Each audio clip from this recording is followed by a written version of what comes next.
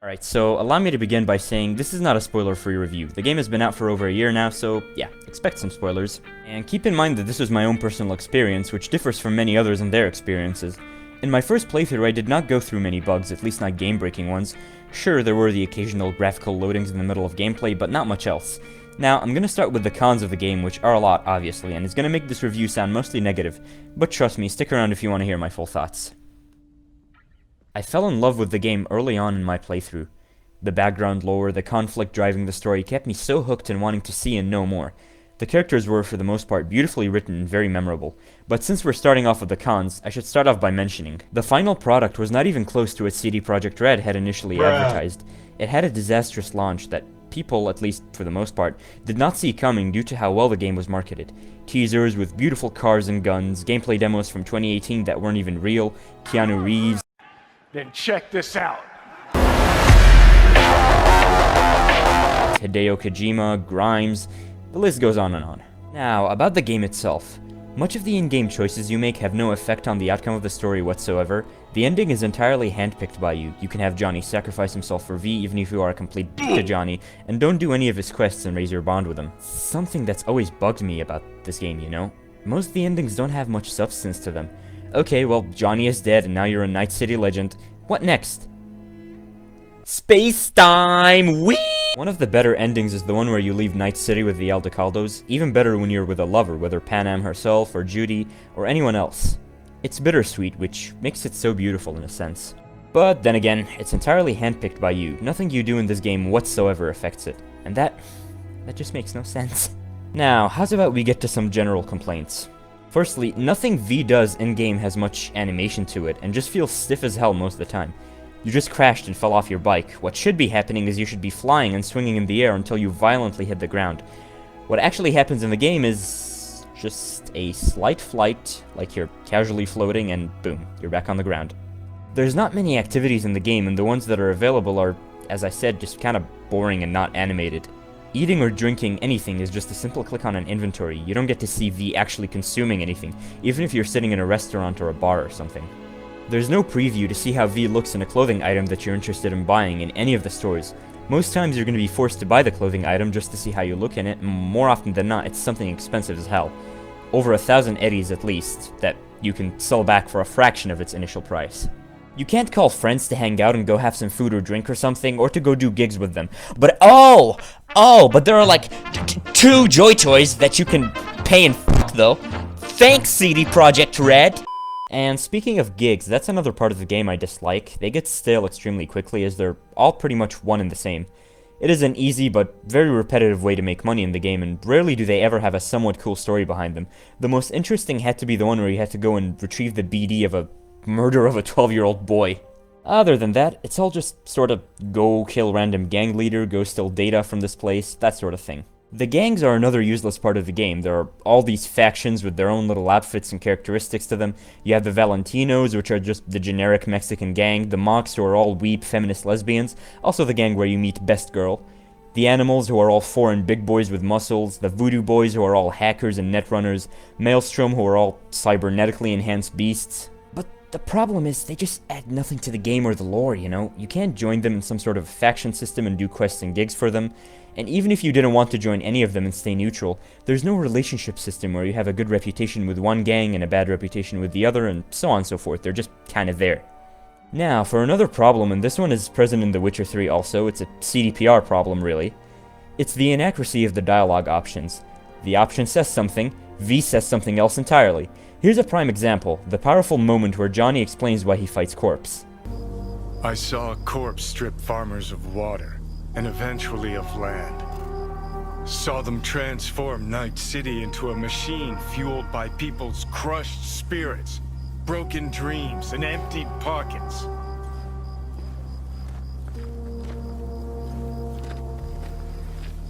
Corpse have long controlled our lives, taken lots, and now they're after our souls.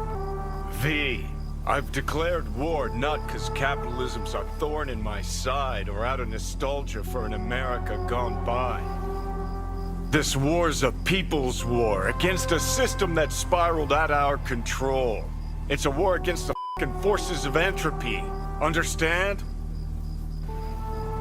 Do whatever it takes to stop them, defeat them, gut them. If I gotta kill, I'll kill. If I need your body, I'll f***ing take it. Now, one of the dialogue options says damn straight. Let's say you pick that one. And what does V say? Might be right. Can't really argue with you there. Bruh, how is damn straight and you might be right the same thing? Like, what the fuck? Now, how about we get to the driving, which is absolutely terrible.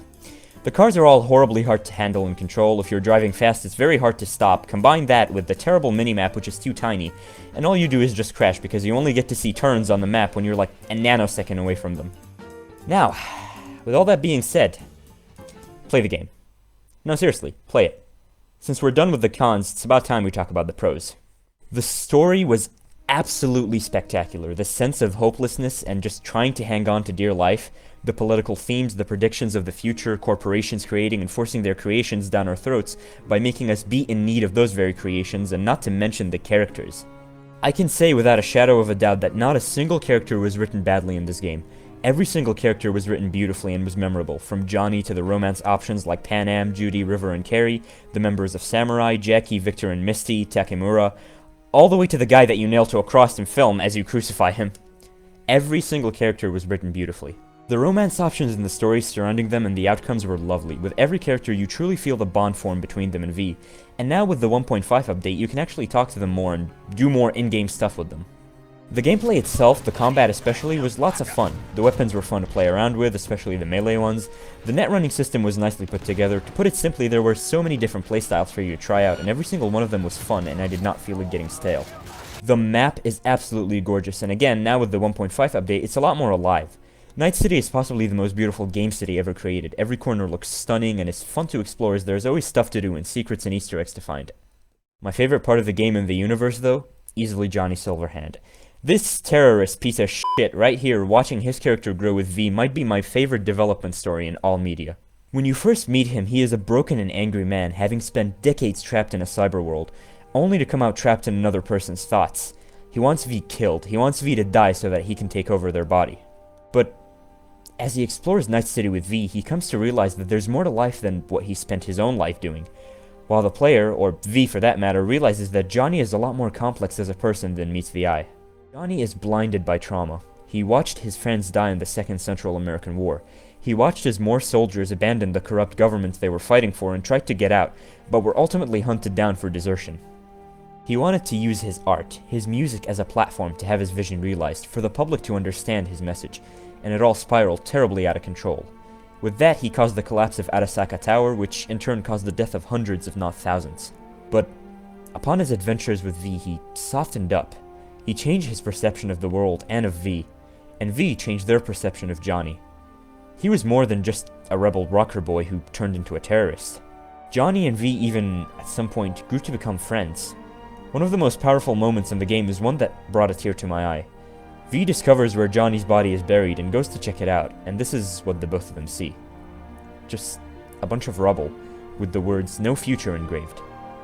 Johnny's reaction is heart-wrenching. What did you expect? Headstone, flag, and flowers? No, I don't know. A marker. Something.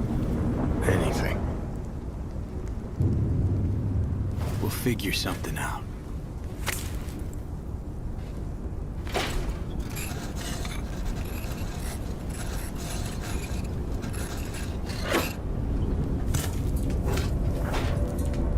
Better now? A bit. But let's say it was my real grave. What would you write? Here lies Johnny Silverhand.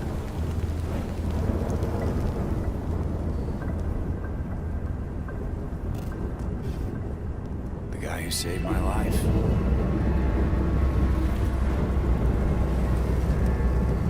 V, you don't know how much I want that to be true. Johnny realizes V understands him as a person, understands his desires, resonates with his pain. At that moment, V and Johnny were sharing the same fear. Johnny was buried and left in the dust as nothing, just a nobody, and V is afraid of the same thing happening to them. Johnny decides from this moment and from a number of others, that what V wants is what he wants. He assures V that it is his life for V's, sealing their friendship. Johnny, for the first time in his life, or afterlife, I guess, he cares for somebody. He doesn't want to use them for his own personal gain. Every single one of Johnny's quests were heaps of fun. Getting to play live with Samurai, meeting Carrie and the rest of the band, getting drunk in the afterlife, going on a date with Rogue. Heaps of fun was the only way I could describe them. Of course, it is sad looking back on 2018 and 2019. We were so very innocent back then and just nodded our heads in amazement with everything we were showed, blinded by our love for CDPR and Keanu Reeves, and everything looked so promising. But, you know what? That's okay. I had a good time with the game, and that's alright. That's what it's all about. I mentioned earlier that all the endings are, in a way, bittersweet, which is ironic because it describes the game itself perfectly. It is quite literally a critique of capitalism, ruined by capitalism. Thanks for watching.